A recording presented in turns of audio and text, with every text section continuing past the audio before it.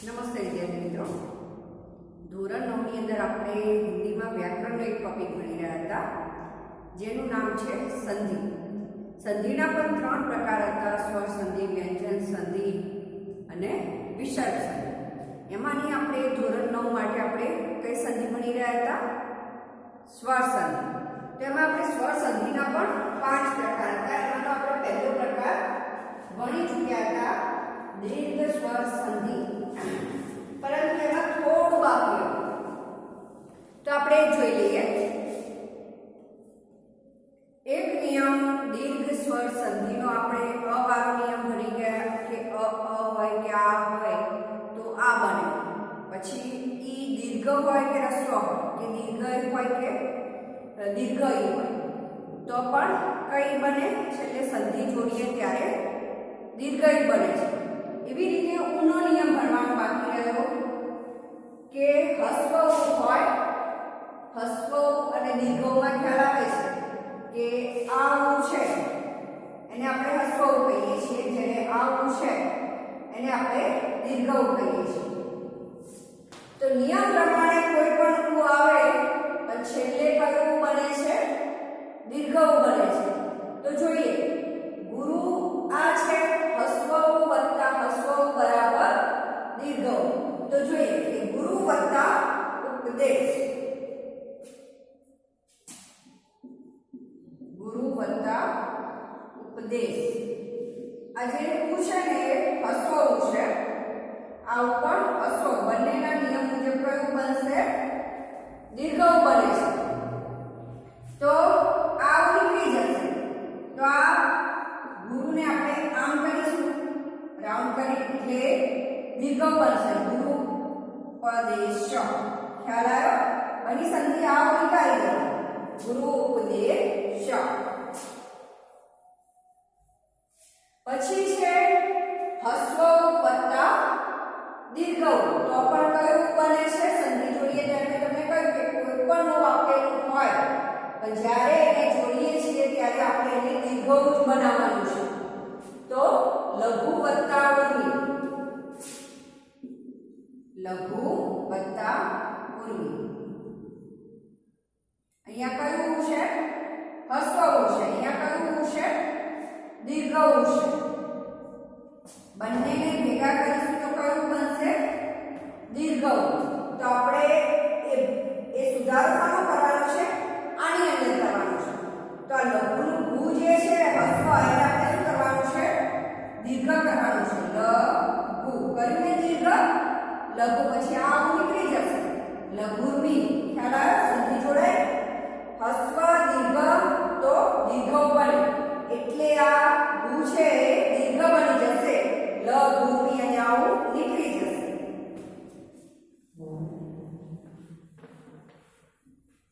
હવે છે દીર્ઘ વત્તા હસ્વ. તો કયો બને છે? દીર્ઘ. જોઈએ, વધુ વત્તા ઉત્સવ. અહીંયા કયો આપ્યો છે? દીર્ઘ. અહીંયા કયો આપ્યો છે? હસ્વ. બંનેને ભેગા કરીએ તો કયો બનવો જોઈએ? દીર્ઘ. તો અહીંયા જો ધૂતો દીર્ઘ આપેલું છે, વધુ ધૂતો દીર્ઘ આપેલું છે, એમાં કોઈ ફેરફાર કરવાનો નથી. આપણે માત્ર આ ઉ કાઢી નાખવાનો છે. તો શું સંધિ બનશે? વધુત્સવ. વધુનો ઉત્સવ, વધુત્સવ.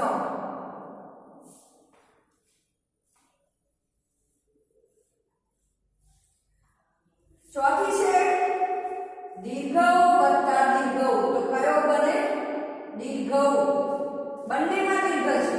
જોઈએ, ભૂ વત્તા ઉધ્વ. અહીંયા પણ દીર્ઘ છે, અહીંયા પણ દીર્ઘ છે. તો બંને ભેગા થાય તો પણ દીર્ઘ જ બને. તો આમાં તો કોઈ ફેરફાર કરવાનો નથી. દીર્ઘ તો આપેલું છે, આ ઉકાળી નાખવાનું છે. શું થાય? ઉધ્વ. ખ્યાલ આવ્યો? શું થશે? ઉધ્વ. એટલે યાદ રાખો કે અ હોય કે ગમે તે હોય પણ નિયમ મુજબ શું બને? આ બને. એવી રીતે કોઈ પણ ઈ હોય પણ સંધિ જોડીએ છીએ ત્યારે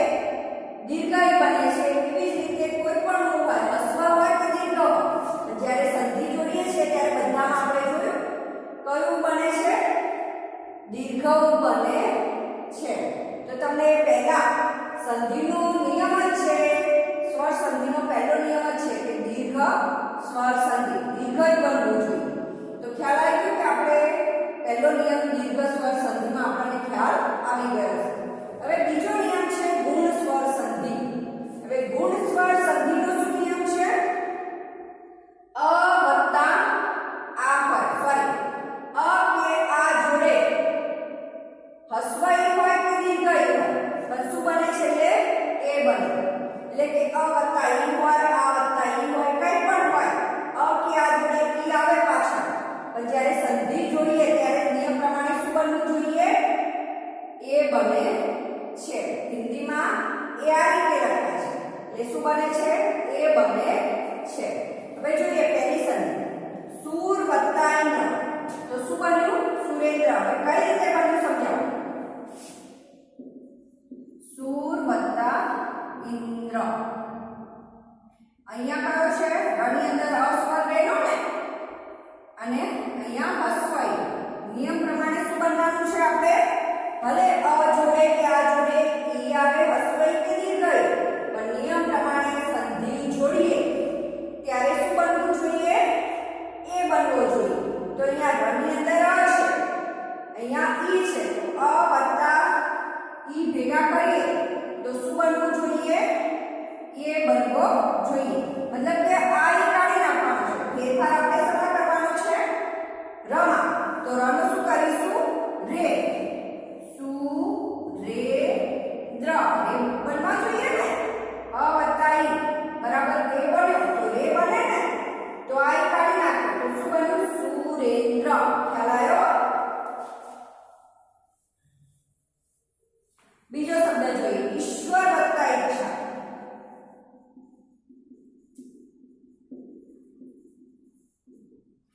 અહીંયા ઘરની અંદર અ છે, અહીંયા પણ હસ્વઈ છે, અહીંયા શું બનવું જોઈએ? એ. તો આપણે શું કાઢી નાખવાનું છે? આ ઈ કાઢી નાખવાનું છે અને રનો શું કરવાનો છે? રે. શું બનશે? ઈશ્વર રે ઈચ્છા, મતલબ કે ઈશ્વરની ઈચ્છા.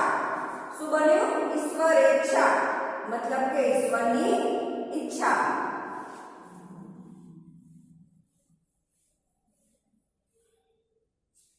પછીનો શબ્દ છે જીત વત્તા ઇન્દ્રિય.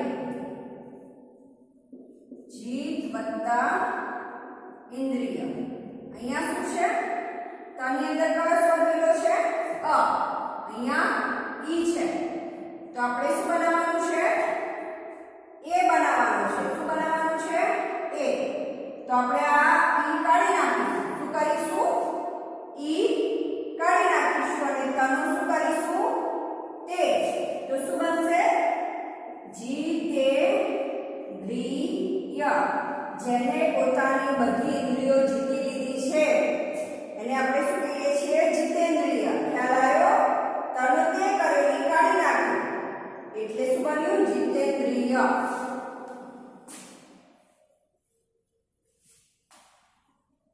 ઉપ વત્તા ઈચ્છા.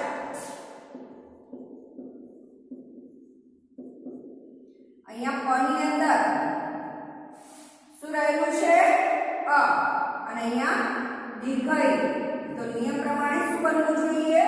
અની પાછળ કે આની પાછળ? દીર્ઘઈ આવે કે હસ્વઈ આવે? તો નિયમ પ્રમાણે એ બનવો જોઈએ. તો આપણે શું કરીશું? પહેલા તો આ ઈને કાઢી નાખીશું અને પછી શું કરવાનું છે? પનો પે કરવાનો છે ને. આમાં જ ફેરફાર થયા છે અક્ષરની અંદર જ. તો પનો શું કરીશું? પે. પાછળ શું રહેશે? શા. ઉપે શા. ખ્યાલ આવ્યો? શું બોલાય ને? ઉપે શા.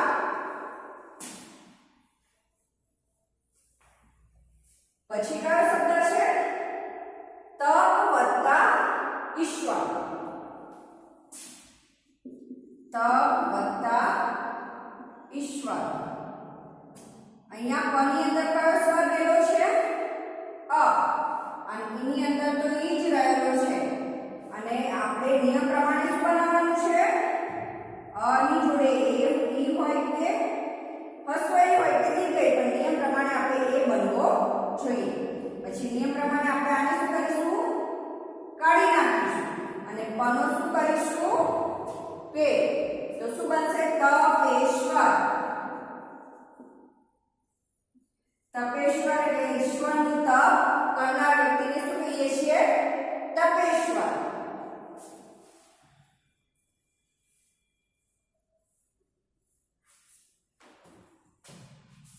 હવે જોઈએ લોક વત્તા ઈશ. શું કહ્યું છે? લોક વત્તા ઈશ.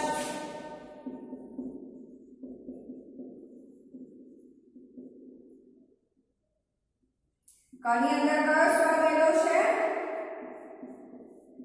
અ. ઈની અંદર ઈ. અ અને ઈ ભેગા થાય તો શું બનવું જોઈએ? નિયમ મુજબ એ. તો આપણે શું કરીશું?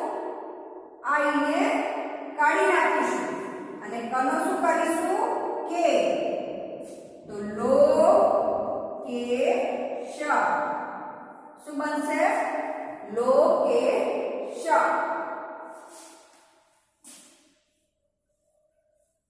બન્યો ને? લો કે શ.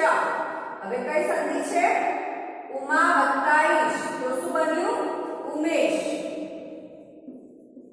ઉમા વત્તા ઈશ. માની અંદર આ રહેલો છે અને અહીંયા ઈ છે. જો અહીંયા નિયમ શું હતો? અત્યાર સુધી ભણ્યા બધા આની પાછળ ઈ હતા, પણ અહીંયા શું કર્યું? આની પાછળ પણ ઈ આવે તો એ બને. તો અહીંયા માની અંદર શું છે? આ. કયો સ્વર છે? મા એટલે આ, મ એટલે અ.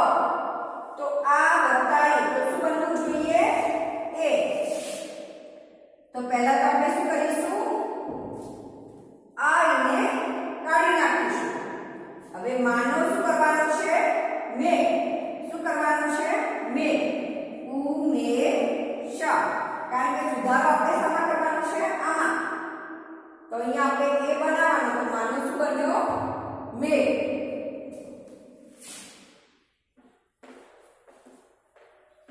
એના પછી શું છે? લંકા વત્તા ઈશ્વર. લંકા વત્તા ઈશ્વર. તો અહીંયા કાની અંદર આ સ્વર રહેલો છે અને દીર્ઘઈની અંદર તો ઈ. તો નિયમ પ્રમાણે શું બને? એ. તો આપણે શું કરવાનું છે? આ ઈને કાઢી નાખવાનું છે અને કાનો શું કરવાનો છે? કે. તો અહીંયા શું બનશે? લંકેશ. સ્વર લંકેશ્વર. શું બનશે? લંકેશ્વર. લંકાનો ઈશ્વર. કોને કહેવાય છે? લંકેશ્વર રાવણને કહેતા હતા. લંકાનો ઈશ્વર તરીકે લોકો રાવણને કહેતા હતા. તો લંકેશ્વર. ખ્યાલ આવ્યો?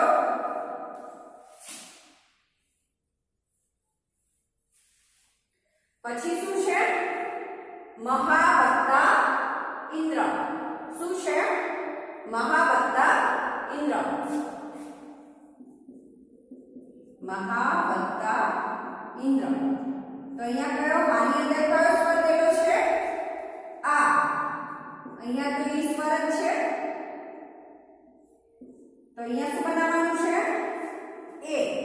હવે એ બનાવવાનું છે. પહેલા આપણે શું કરીશું? આ ઈને કાઢી નાખીશું અને હાનો શું કરીશું? હે. મ હે દ્ર. ખ્યાલ આવ્યો? શું બનશે? મહેન્દ્ર. બન્યું ને? મહા વત્તા ઇન્દ્ર. મહેન્દ્ર.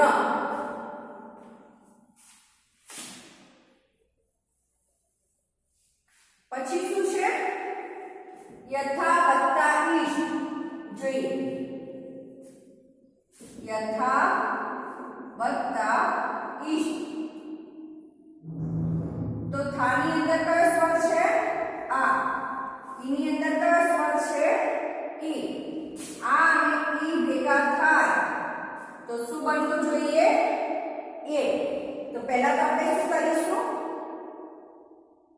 આ ઈને કાઢી નાખીશું અને થાનો શું કરીશું? થે. યથેષ્ઠ. યથેષ્ઠ એટલે કે યોગ્ય લાગે એમ કરો. યથેષ્ઠ. ખ્યાલ આવ્યો? હવે આ નિયમથી આપણે ગુણ સંધિનો ભણ્યા. ગુણ સ્વર સંધિનો એ શું હતું? અ હોય કે આ હોય, પાછળ ઈ આવે, દીર્ઘઈ આવે કે હસ્વઈ આવે તો નિયમ મુજબ શું બને? એ. આપણે બધામાં જોયું ને? રે, રે, જીતેન્દ્રિય, તે, પે, સે, લોકેશ, ઉમેશ, લંકેશ્વર. બધામાં આપણે જોયું કે શું બન્યું નિયમ પ્રમાણે એ. હવે ગુણ સ્વર સંધિનો બીજો નિયમ શું છે? અ હોય કે આ હોય એની પાછળ હસ્વ આવે કે દીર્ઘ આવે તો નિયમ પ્રમાણે શું બનશે? ઓ બને. પેલામાં ઈ આવતું શું હતું? અ કે આ પાછળ હસ્વ કે દીર્ઘ ઈ આવતી હતી ત્યારે એ બનતો તો જ્યારે અહીંયા અ કે આ પાછળ હસ્વ કે દીર્ઘ આવે તો શું બનશે? ઓ બનશે. આપણે સંધિના નિયમ યાદ રાખવાના તો આપણને સંધિ સારી રીતે કાયમ માટે યાદ રહેશે. જોઈએ હવે પહેલો શબ્દ જોઈએ.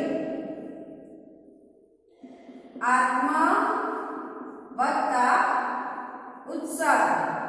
શું કહ્યું છે? આત્મ વત્તા ઉત્સર્ગ.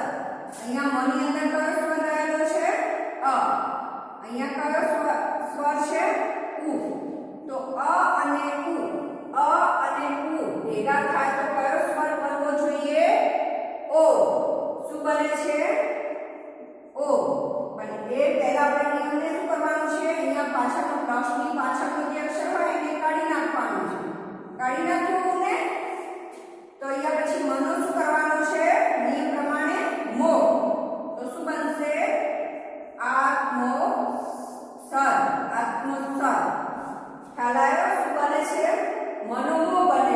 કાઢી નાખ્યો તો આત્મોસર.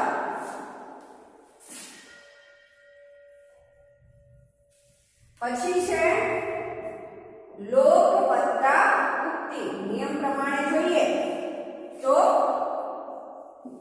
લોક વત્તા ઉક્તિ. અહીંયા કયો સ્વર છે? અ. અહીંયા કયો સ્વર છે? ઉ. આની પાછળ ઉ આવે તો શું બનવું જોઈએ? ઓ. તો અહીંયા પહેલા આપણે શું કરવાનું છે? આને કાઢી નાખવાનું છે. પછી શું કરવાનું છે? કનો કો. તો શું બનશે? લોકોક્તિ. લોકોક્તિ કોને કહેવાય છે? શું બન્યું? કનો કો કર્યો તો લોકોક્તિ. લોકોક્તિ એટલે લોકો દ્વારા બોલાયેલી ઉક્તિ હોય એને લોકોક્તિ. મતલબ આપણે કહાવતને શું કહીએ છીએ? કહાવતની વ્યાખ્યા આપણે ભણી ગયા છે કે કહાવતને આપણે બીજા નામથી ઓળખવી હોય તો એને શું કહીએ છીએ? લોકોક્તિ. લોકો દ્વારા બોલાયેલી ઉક્તિ. ખ્યાલ આવ્યો કઈ રીતે બન્યું? એના પછી જો ગંગા વત્તા ઉદક. ગંગા વત્તા ઉદક. ગાની અંદર કયો સ્વર છે? આ. અહીંયા કયો સ્વર છે? ઓ. તો અહીંયા નિયમ પ્રમાણે શું બનવું જોઈએ? ઓ. તો ગંગા. ગાનું શું બનવું જોઈએ? ગો. ગંગો. અને આપણે શું કરવાનું છે? કાઢી નાખવાનું છે. તો શું બનશે? ગંગોદક. શું બને? ગંગોદક. ઉદક એ પાણી. ગંગાનું પાણી. શું બને? ગંગોદક. ખ્યાલ આવ્યો? દેખાય છે? ગંગા વત્તા ઉદક. ગંગોદક. પછી જોઈએ સંધિ વિદ્યા વત્તા ઉપાર્જન. વિદ્યા વત્તા ઉપાર્જન. ઉપાર્જનનો મતલબ શું થાય? મેળવવું કે પ્રાપ્ત કરવું અથવા મેળવવું. તો અહીંયા ધાની અંદર શું કયો સ્વર છે? આ. અહીંયા કયો છે? ઉ. આ અને ઉ ભેગા થાય તો કયો સ્વર બને છે? ઓ. તો અહીંયા તો પહેલા તો આપણે શું કરવાનું છે? આ ઉને કાઢી નાખવાનું છે. પછી આ ધાનો શું કરવાનું છે? ધો. વિદ્યોપાર્જન. એટલે વિદ્યાને મેળવનાર. શું બોલાય લખાય છે ને? વિદ્યા ઉપાર્જન પાછળ આવી વિદ્યો. ધાનો ધો થયો અને પાછળ પાર્જન. વિદ્યોપાર્જન. વિદ્યા વત્તા ઉપાર્જન મતલબ કે વિદ્યોપાર્જન મતલબ કે વિદ્યા મેળવનાર. છેલ્લો શબ્દ જોઈએ ગંગા વત્તા ઉર્મી. અહીંયા કયું સ્વર છે? આ. અહીંયા કયું છે? દીર્ઘ. નિયમ પ્રમાણે શું બનવું જોઈએ? ઓ. કે અ કે આની પાછળ હસ્વ કે દીર્ઘ આવે તો શું બને છે? ઓ. પણ નિયમ પ્રમાણે પહેલા આપણે શું કરીશું? આ ને કાઢી નાખીશું અને ગાનું શું કરીશું? ગો. તો ગંગો. પાછળ કયો અક્ષર ગયો? મી. ગંગોર્મી. ખ્યાલ આવી ગયો? ગંગોર્મી. તો આપણને આ સંધિમાં પણ ખ્યાલ આવી ગયો કે અ હોય કે આ હોય એની પાછળ ક્યારે સંધિમાં ઉ આવે, હસ્વ ઉ આવે કે દીર્ઘ ઉ આવે, પણ જ્યારે નિયમ પ્રમાણે સંધિ જોડાય તો શું બને છે? ઓ બને છે. તો જોયું મો, કો, ગો. તો આપણને વિદ્યાર્થી મિત્રો ખ્યાલ આવી ગયો. એનો હજુ એક નિયમ બાકી છે, ગુણ સ્વર સંધિનો રૂપવાળો નિયમ બાકી છે. એ આપણે આના પછીના વિડિયો લેક્ચરમાં જોઈશું. તો આપણું આ લેક્ચર અહીં પૂરું થાય છે. જય હિન્દ, જય ભારત.